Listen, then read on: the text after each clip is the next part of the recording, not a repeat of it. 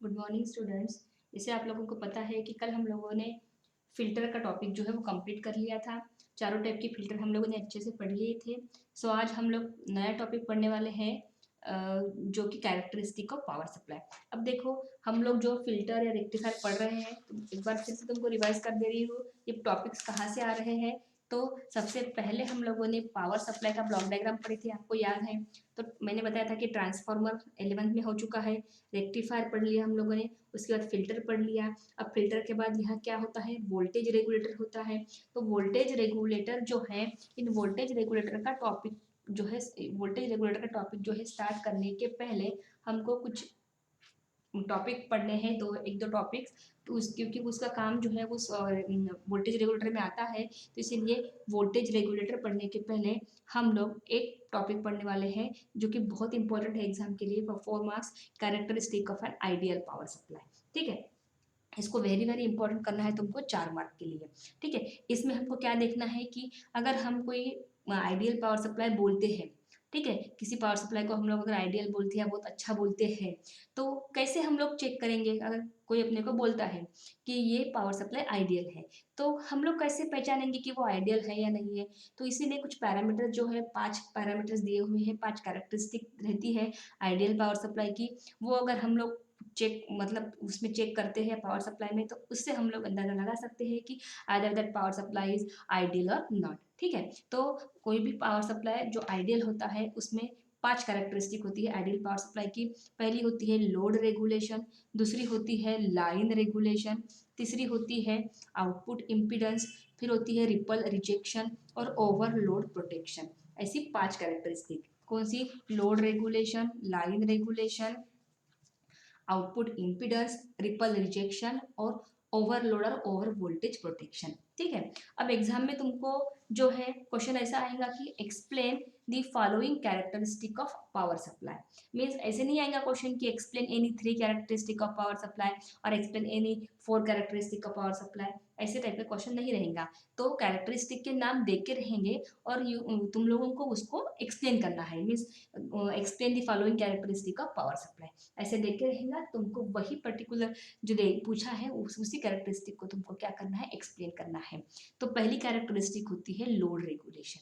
ठीक है, अब लोड रेगुलेशन और लाइन रेगुलेशन मैं एक साथ बताती हूँ आपको।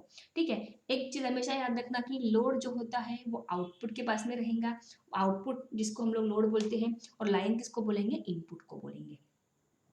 ये थोड़ा सा याद रखना है। अब दूसरी बात देखो, लोड रेगुलेशन हो या लाइन रेगुलेशन हो, ये क्या है। तो it is nothing but the change in the regulated output voltage. Regulated output voltage का मतलब क्या, कि पावर सप्लाई में लास्ट में अपने को जो आउटपुट मिलेगा, डीसी वोल्टेज मिलेगा। ऐसा कौन सा पावर सप्लाई जिसमें हम लोग वोल्टेज रेगुलेटर यूज करते हैं, ऐसे पावर सप्लाई में लास्ट में अपने को जो डीसी वोल्टेज मिलेगा, that voltage is known as a DC regulated output voltage. ठीक है, तो लोड रेगुलेशन हो या लाइन रेगुलेशन हो, वो क्या है, it is nothing but the change in the output regulated output voltage.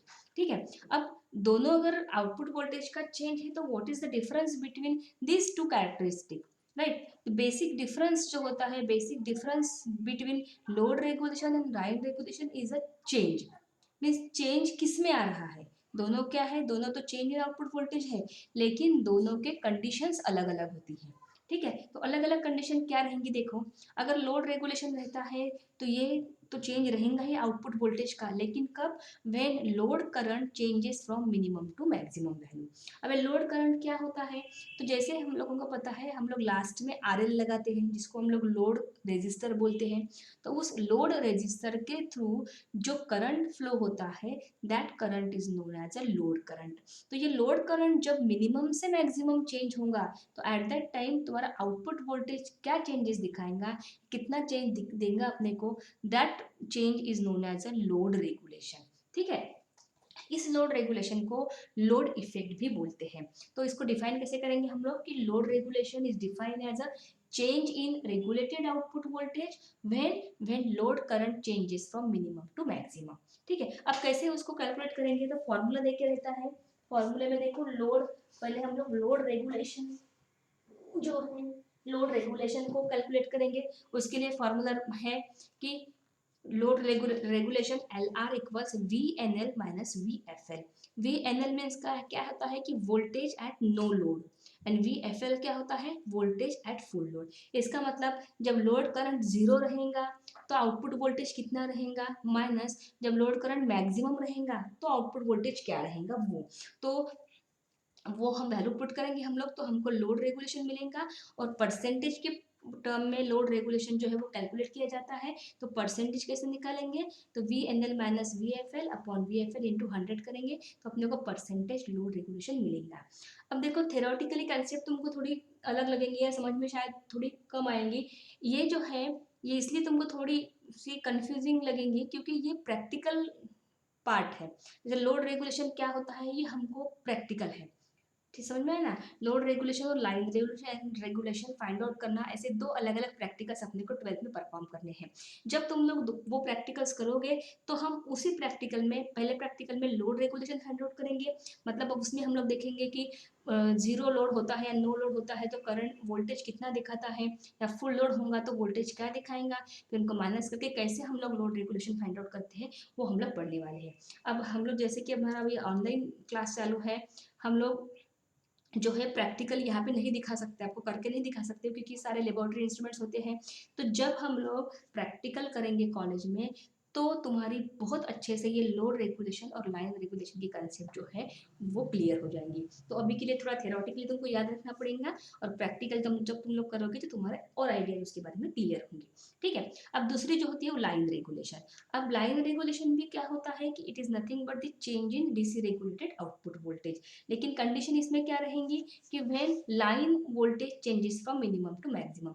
अभी लाइन वोल्टेज कौन सा होता है, तो इनपुट वोल्टेज। अब इसके इसके लिए इनपुट वोल्टेज, पावर सप्लाई के लिए इनपुट वोल्टेज क्या रहता है, सभी को पता है 230 रहता है। ठीक है, तो ये 230 जब चेंज होता है, कम ज्यादा होता है, कम होता है, जब ज्यादा हम लोग करेंगे तो एट दैट टाइम तुम्हारा आउटपुट वोल्टेज जो है वो क्या चेंजेस दिखाएगा, वो उसको बोलते हैं लाइन रेगुलेशन। अब उसका फॉर्मूला यहाँ पे दिया हुआ है एस आर, मतलब इसको लाइन रेगुलेशन को सोर्स रेगुलेशन भी बोलते हैं, तो इसलिए उसको एस आर से दिखाते हैं। एल आर दिखाएंगे तो लाइन रेगुलेशन लोड रेगुलेशन में कंफ्यूजन होगा, इसलिए लाइन रेगुलेशन जो है वो एस आर से दिखाते हैं। ठीक है, ये भी कंसेप्ट जो है ये तुमको प्रैक्टिकल में डिटेल में समझ में आ जाएंगी। हम लोग कैसे चेंज करते हैं इनपुट वोल्टेज, डिमर करके एक ट्रांसफार्मर रहता है उससे हम लोग लाइन वोल्टेज मतलब 230 का वोल्टेज जो है 160 से लेके 260 तक हम लोग चेंज करते हैं। ये भी कंसेप्ट तुमको प्रैक्टिकल में जब करेंगे तो अच्छे से समझ में आएंगे। ठीक है, अब तीसरी जो है अब देखो और एक चीज, अब ये लाइन रेगुलेशन या लोड रेगुलेशन इसका पावर सप्लाई से क्या कनेक्शन है। तो अगर हम लोग पावर सप्लाई बोलते हैं, किसी आइडियल पावर सप्लाई बोलते हैं कोई पावर सप्लाई को, तो उसमें लाइन रेगुलेशन और लोड रेगुलेशन जो होते हैं शुड बी वेरी स्मॉल। अच्छे पावर सप्लाई के लिए लोड रेगुलेशन की वैल्यू और लाइन रेगुलेशन की वैल्यू जितनी कम रहेंगी उतना वो पावर सप्लाई अच्छा रहता है। तो for a good power supply load regulation and line regulation should be very small. ठीक है, ये दो हो गई। उसके बाद तीसरी जो है आउटपुट इम्पीडेंस। ठीक है, इम्पीडेंस के भी कंसेप्ट हम लोगों ने पढ़े हुए हैं 11th में। तो अगर हम लोग आइडियल पावर सप्लाई बोलते हैं या अच्छा पावर सप्लाई बोलते हैं तो उस पावर सप्लाई का आउटपुट इम्पीडेंस जो होता है वो बहुत स्मॉल होना चाहिए एट लो फ्रीक्वेंसी। ठीक है, कम जब फ्रीक्वेंसी जब हम लोग कम करते हैं तो उस पावर सप्लाई का आउटपुट इम्पीडेंस जो है होता है वो कैसा चाहिए, वेरी स्मॉल चाहिए। वेरी स्मॉल मतलब तो भी कितना, इन मिली ओहम के रेंज में तुम्हारा इम्पीडेंस चाहिए।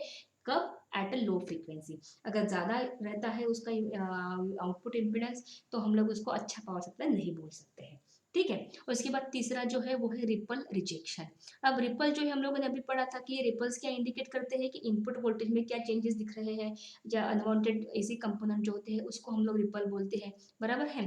तो ये रिपल जो होते हैं हमेशा सर्किट के अंदर आ जाते हैं। तो अच्छा पावर सप्लाई हम लोग किसको बोलेंगे कि जिसमें रिपल्स जो होते हैं कम से कम होते हैं। रिपल्स जो होते हैं पावर सप्लाई में रिपल्स को रिजेक्ट करने की क्वालिटी होनी चाहिए, और ये रिपल्स जो होते हैं ये डेसीबेल में काउंट करते हैं। है अच्छा पावर सप्लाई के लिए हम लोग क्या बोलेंगे कि रिपल्स बहुत कम चाहिए और उस पावर सप्लाई की कैपेसिटी अच्छी होनी चाहिए टू रिजेक्ट द रिपल्स। और रिपल्स को स्पेसिफाई कौन से टर्म में करते हैं, डेसीबेल में करते हैं। ठीक है, ये चौथी हो गई रिपल रिजेक्शन। और पांचवा जो होता है वो है ओवरलोड या ओवर वोल्टेज प्रोटेक्शन। ठीक है, अब ये ओवरलोड होता है या ओवरलोडिंग का मतलब क्या होता है, सबसे पहले हम लोग वो देखेंगे।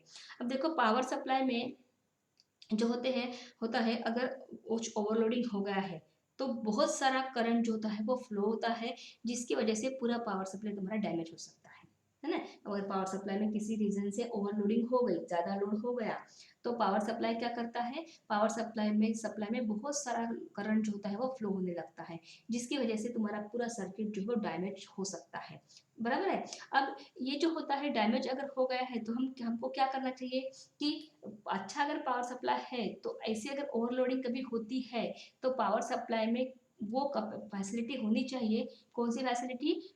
To overcome that large current और टू ओवरकम द ओवरलोडिंग। समझ में ना। तो इसीलिए अच्छा अगर पावर सप्लाई हम लोग बोलते हैं तो उसमें ओवरलोड या ओवर वोल्टेज प्रोटेक्शन की जो है वो फैसिलिटी या टेक्निक जो होती है वो रहनी चाहिए। जैसे कि करंट लिमिटिंग टेक्निक होती है, हीट सिंक होते हैं, ऐसे कुछ सर्किट होते हैं जो ओवरलोडिंग को कम करते हैं। ऐसे सर्किट जो है एक अच्छे पावर सप्लाई में अटैच होने चाहिए।